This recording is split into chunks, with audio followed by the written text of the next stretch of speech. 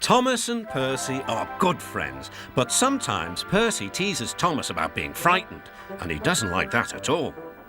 One evening he was dozing happily in the shed, but Percy wanted to talk. "Wake up, Thomas. Are you dreaming about the time you thought I was a ghost?" "Certainly not. Anyway, I was only pretending to be scared. I knew it was you, really." Percy went on teasing him. "I hope the guard leaves the light on for you tonight." "Why?" asked Thomas. "I quite like the dark." "Oh, really?" exclaimed Percy. "I am surprised. I'd always thought you were afraid of the dark. I wonder why." Thomas decided to say nothing and went to sleep instead. Next day, the Fat Controller arrived. "I would like you to go to the harbour tonight to collect something rather unusual." "What sort of something?" "Wait and see." Percy was moving trucks into a siding. Henry arrived with his goods train. The signalman switched the points and Percy waited on the siding until Henry had steamed by. Then there was trouble. "The points are jammed," called the signalman. "I can't switch them back. The workmen will mend them in the morning. It's too late now." Said Percy's driver. "I'm sorry, Percy, but you will have to stay here for the night." "Where are you going?" asked Percy. "Home for tea," replied the fireman. Percy was speechless. He watched as the other engines went home to the shed. Night time came and Percy began to feel very lonely. "Oh dear," he murmured, "it's very dark." Oh, what's that?" It was only an owl, but Percy didn't realise this. "I wish Thomas was here too," he sighed. Thomas was waiting for his mysterious load at the harbour. Suddenly, there it was.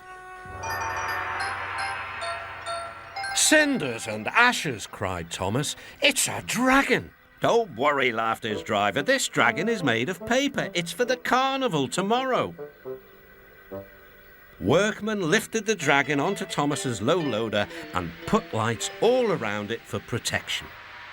Then Thomas set off into the misty night.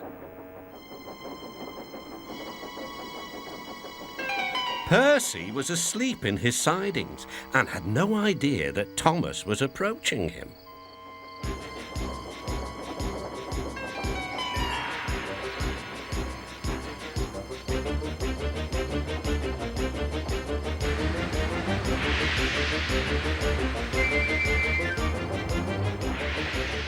"Help!" cried Percy. "I'm not going to open my eyes until my driver comes."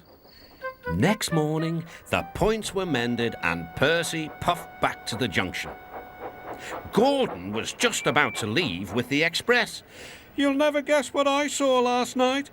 Gordon was in no mood for puzzles. "I'm a busy engine. I don't have time for your games." "I've seen a huge dragon. It was covered in lights." Gordon snorted. "You've been in the sun too long. Your dome has cracked." When the other engines heard the news, they laughed too. "Look out, Percy," chuckled James, "or the dragon may gobble you up." "No one believes me," puffed Percy. "Maybe I did imagine the dragon after all." But Percy soon found out that he hadn't. "Help!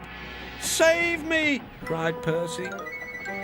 "It's all right," whistled Thomas, and he explained about the carnival. "By the way, how was your night out?"